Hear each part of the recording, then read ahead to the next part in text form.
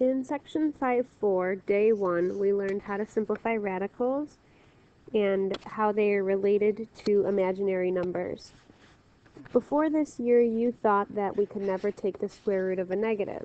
What we learned in class is that you wouldn't get a real solution. However, the negative, when we take the square root, turns into imaginary, which is what I stands for. And then the square root of 81 is 9. So our answer here would be 9i. If you have a coefficient, leave the 3, turn the negative into your imaginary. The square root of 100 is 10, so we simplify this to 30i.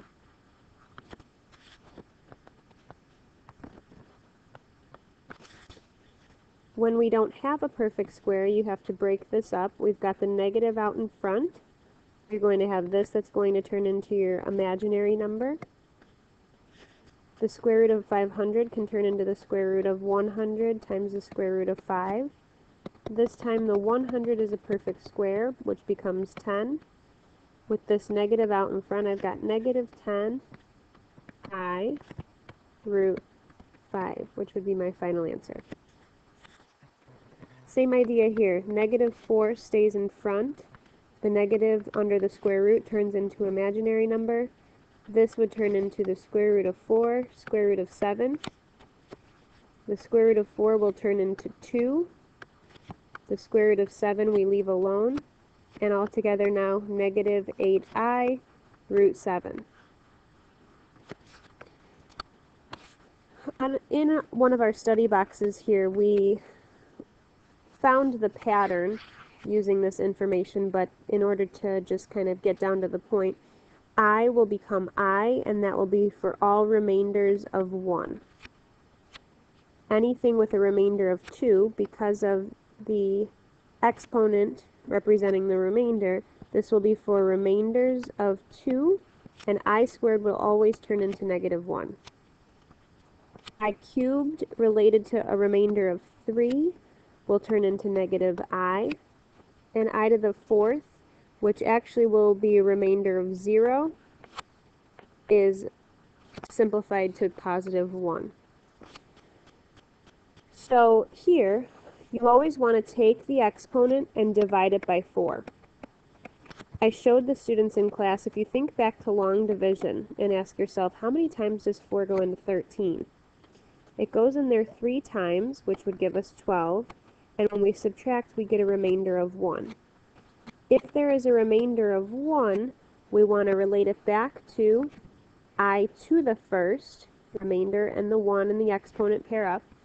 And so our final answer here would be I, coming from right here.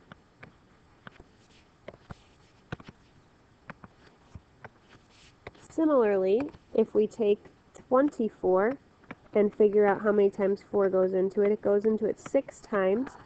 In this case, there is no remainder. Since there is no remainder, it pairs up with I to the 4th, so our answer here would be 1. Even with larger exponents, we're trying to figure out how many times does 4 go into 3,251. First, we can figure out it goes into 32 8 times. When we subtract, we don't get a remainder. We have to drop our 5 down. 4 can go into 5 once. 1 times 4 is 4. This time we get a 1. We drop down our other 1. 4 can go into 11 twice. I'm going to bring this 11 over here.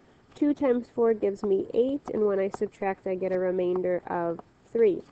So the remainder of 3 pairs up with I to the 3rd, and my final answer here would be negative I.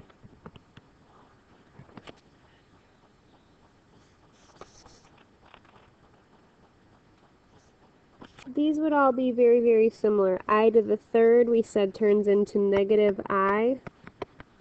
And when we have negative 10 out in front, negative times negative becomes positive. 10i is our answer. I to the 4th, we said, simplifies to 1. 22 times 1 is 22. So here you're just simplifying.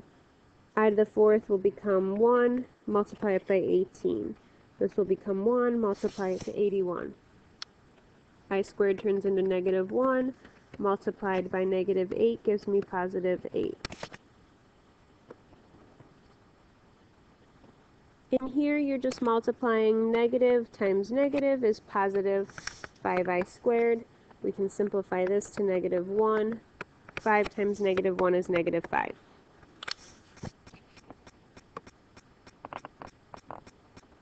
And the very last thing that we learned was FOILing. 6 times 6 gives us 36. 6 times 2i gives us 12i. Negative 12i and negative 4i squared. Positive 12i and negative 12i will simplify. The I squared turns into negative 1. 36 plus 4 would give us 40. Right here, rewrite 3 minus I times 3 minus I. Again, FOIL. 3 times 3 is 9. Negative 3i, negative 3i, positive I squared.